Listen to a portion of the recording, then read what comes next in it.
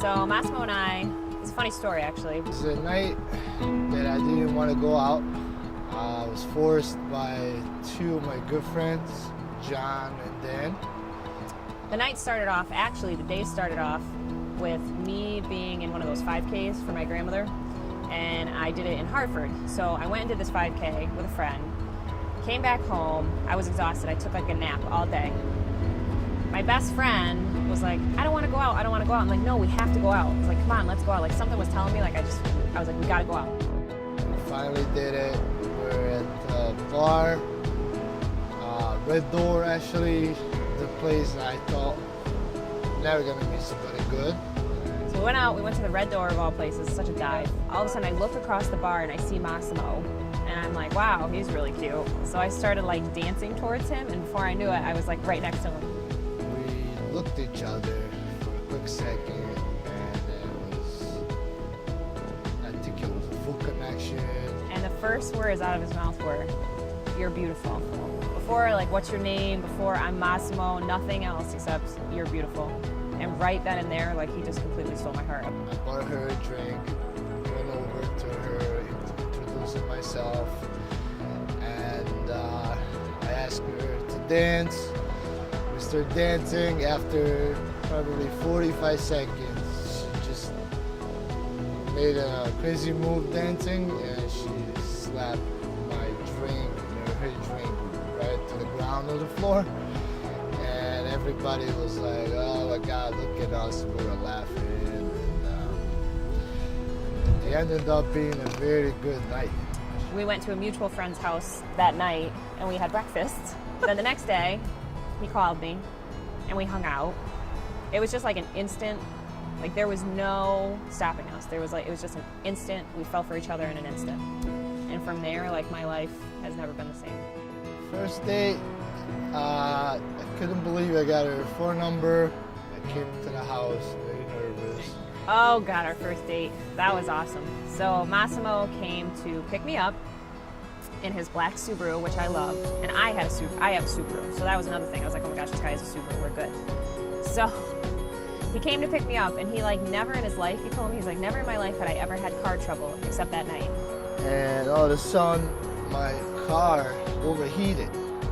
There was smoke everywhere. I was embarrassed. I was like, let's just take my car, like it's not a big deal.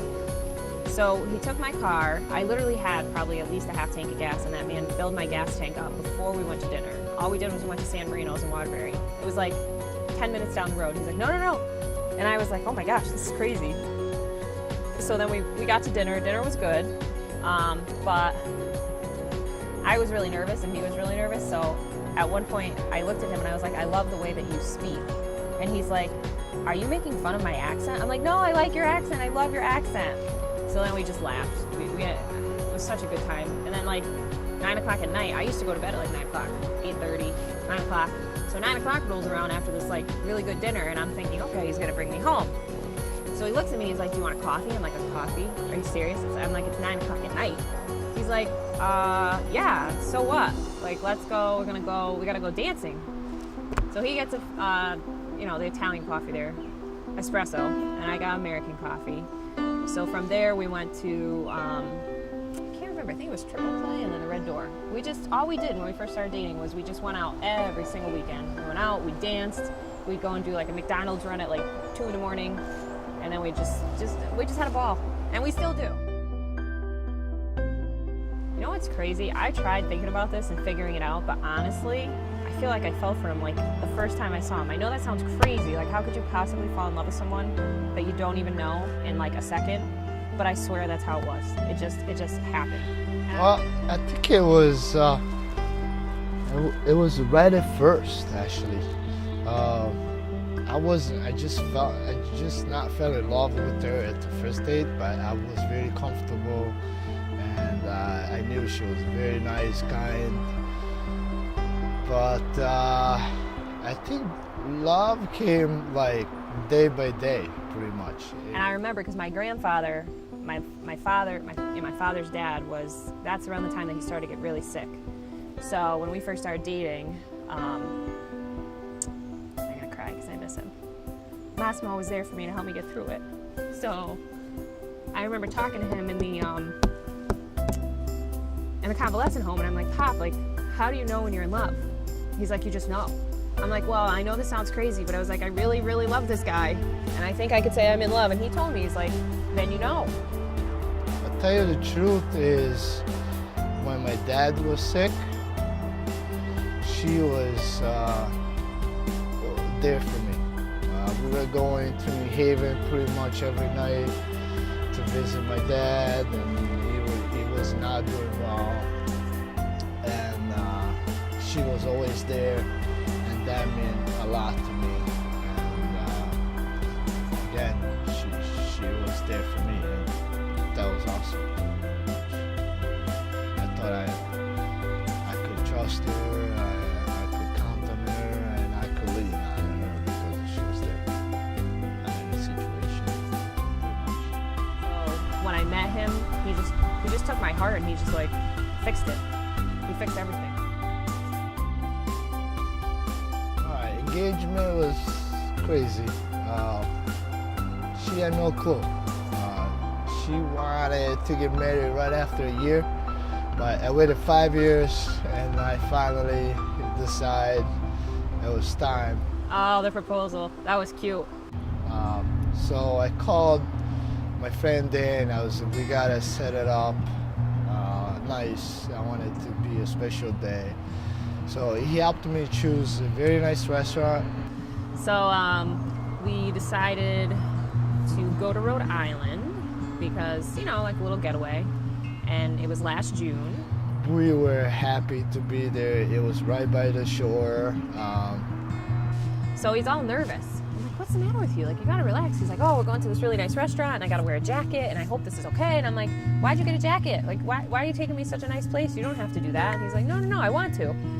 He was so nervous. And I'm like, I could tell something was up. So we went to the Ocean House and we had dinner and it was like this. It was so fancy. I've never been to such a fancy restaurant. Sarah went to the bathroom. I asked the waitress if there was a thing or something nice to do to propose. And actually she was very nice, and on top of it she goes, well, I have a very nice balcony where you could do it. I guess Sarah was expecting something, but it didn't happen. So she was like, oh, okay, so we're done. And I was, yeah, we're done. And the waitress came and was like, hey, before you guys leave, for the first time you guys are here, do you guys mind see the balcony over there outside? And I knew. I was like, no, we're good, you know, we're all set. And she was, no, I'll show you, it's nice. And I'm like, oh, a tour? Really? She had it beautiful. She had it set up with candles. And then all of a sudden, Sarah was like, oh, this is so nice. And the waitress was like, I'll be right back. I forgot to get something. So Sarah was looking at the view. All of a sudden, I turned around, and he was on his knee, and he asked me to marry him. What happened? Of course, I said yes.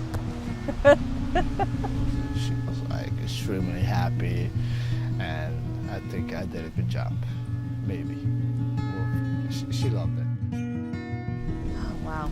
My hope for the wedding is that God makes it as smoothly as possible, and that we have time to kind of sit back and reflect on what's going on around us. Because I know a lot of people, like, it goes in an instant, it's done. And I kind of want to be able to enjoy every moment and remember every moment as best I can. That's why I'm so, like, not strict, it's not really the right word, but that's why I'm so, like, you know, I have, like, the schedule and I have everything as such that we have extra time. So I guess the hope for the wedding is just that everybody enjoys themselves and that Mas and I can look back on it and remember everything, at least most of it, and be happy about it. I hope everything goes smooth. It will be the best day of our life, especially for Sarah. She's been waiting for this very long, and hopefully we could deliver it, you know? In the future, I want to start a family with him and just have babies and just be happy with each other. And, like, I know we're gonna fight and I know we're gonna have our downfalls and we're gonna have our times where we probably wanna slap each other in the face. Not that he ever would. But just the fact that I just want to have a good future with him and just be happy with him. I hope everything will be fine, like health-wise. I love Sarah. I wanted to be here with her as long as I could. Hopefully, I have a beautiful family, not too many kids, but living happy. No argument, no bullshit. But yeah, just have a good time. I love you more than anything in the world, and ever since you came into my life, I feel like a better person, and I'm just so happy. Like I don't know, I'm just so happy. I just love you. I love you more than words can say. I love you. I'm so glad that we have each other. I know that God made us for one another, and I have no regrets. Love you. What I would say, I'm very lucky to have met you, and I'll be there forever. You stuck with me, so it's gonna be tough for you. But I'm very happy that I met you and we're doing this.